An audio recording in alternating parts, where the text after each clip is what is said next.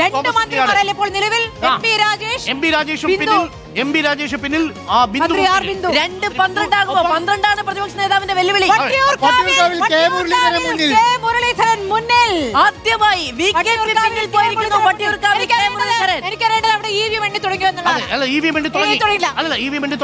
പക്ഷേ EVM-ൽ K Muraleedharan ആദ്യഘട്ടങ്ങളിൽ lead ഉയർത്താൻ സാധ്യത കുറവായിരുന്നു. പക്ഷെ അവിടെയും UDF മണ്ഡലങ്ങളിലേക്കല്ല, പ്രദേശങ്ങളിലേക്കല്ല അരൂരിൽ ഷാനിമോൾ ഉസ്മാൻ ലീഡ് തിരിച്ചിരിക്കുന്നു. 26 വോട്ടിലെ ലീഡ്.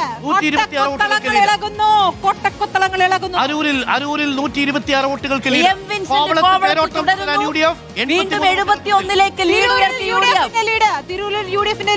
ആദ്യ റൗണ്ട് എണ്ണുമ്പോൾ തന്നെ വട്ടിയൂർക്കാവിൽ കെ മുരളീധരൻ മുന്നിൽ. അതായത് LDF-ന്റെ ശക്തി കേന്ദ്രങ്ങളിലേക്ക് കെ മുരളീധരൻ. ആദ്യ റൗണ്ടുകൾ UDF-ന്റെ സ്വാധീന മേഖലയാണ്. ആദ്യ റൗണ്ടുകൾ UDF-ന്റെ സ്വാധീന മേഖലയിൽ കെ മുരളീധരൻ മുന്നിലാണ്. കുറച്ചുകൂടെ കഴിഞ്ഞാലാണ്. ആദ്യ റൗണ്ടുകൾ UDF-ന്റെ സ്വാധീന മേഖലകളാണ്. എന്തുണ്ടെന്നു ആദ്യ റൗണ്ട് എണ്ണുമ്പോൾ വട്ടിയൂർക്കാവിൽ കെ മുരളീധരൻ മുന്നിലാണ്. തോമസ് ഉണ്ണിയാടന്റെ ലീഡ് ക്രമാനുഗതമായി 704ലേക്ക് ക്രമാനുഗതമായി ഉയരുന്നു. 704ലേക്ക് തോമസ് ഉണ്ണിയാടൻ. ബിന്ദു പിന്നിലേക്ക് പോകുന്നു. വർക്കലയിൽ ജോയ് മുന്നിലാവുന്നു. 1000 കടന്ന ലീഡ് പായുന്നു. 1000 കടന്ന ലീഡുകൾ ആർക്കാണ്? UDF-നാണ്. 1000 കടന്ന ലീഡ്. 2200 വോട്ടിന് ലീഡുണ്ട്. ചാത്തന്നൂർ LDF-ന്. സൗത്തിൽ BJP ലീഡ് ചെയ്യും. അപ്രതീക്ഷിതമായി ഞെട്ടിക്കുന്ന വിവരം. റനീഷ് 400 വോട്ടുകൾക്ക് വളരെ കൃത്യമായ കണക്കുകൂട്ടലുള്ള സ്ഥലമാണ്. കോഴിക്കോട് BJP ലീഡ് ചെയ്യുകയാണ്.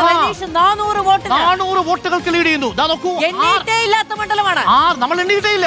പക്ഷെ റനീഷ് ഇവിടെ സ്പോയിലർ ആകുമെന്ന് ഉറപ്പായി. ചാലക്കുടി 10 വോട്ടിന് LDF ലീഡ്. ചാലക്കുടിയിൽ 10 വോട്ടിന് LDF-ന്റെ ലീഡ്. വളരെ അപ്രതീക്ഷിതമായ കാര്യങ്ങൾ സംഭവിക്കുന്നു. BJP-യുടെ തേരോട്ടമാണ് നമ്മൾ കാണുന്നത് പല മണ്ഡലങ്ങളിലും. അതിൽ അപ്രതീക്ഷിതമായി കോഴിക്കോട് സൗത്ത് കൂടി വരുന്നു. അവിടെ റനീഷ് വലിയ വോട്ട് പിടിക്കുമെന്നറിയാം, പക്ഷേ ലീഡ് നേടുമെന്നറിയില്ലായിരുന്നു. നേടുന്നു. കാസർഗോഡ് ലീഡ് നില മാറ്റിയിരിക്കുന്നു. കേവല ഭൂരിപക്ഷത്തിൽ സ്മൃതി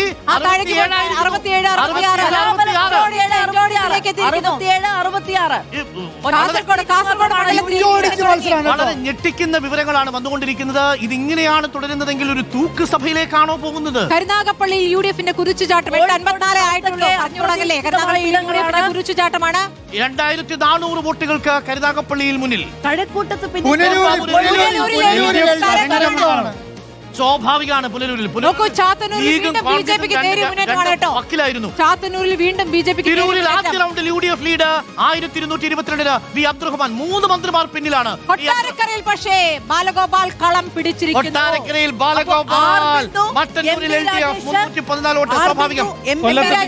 മുന്നേറ്റം തുടരുന്നു. ഒരു ബിന്ദു കൊല്ലത്ത് ജയിക്കുമ്പോ ഒരു ബിന്ദു ഇരിങ്ങാലക്കുട MP രാജേഷ് പിന്നിലാണ്. ബിന്ദു 1 മതി എന്നാണ് കേരളം എഴുതുന്നത്. കൊല്ലത്തെ ബിന്ദു മതി എന്ന് ഇപ്പൊ തീരുമാനിക്കുന്നു.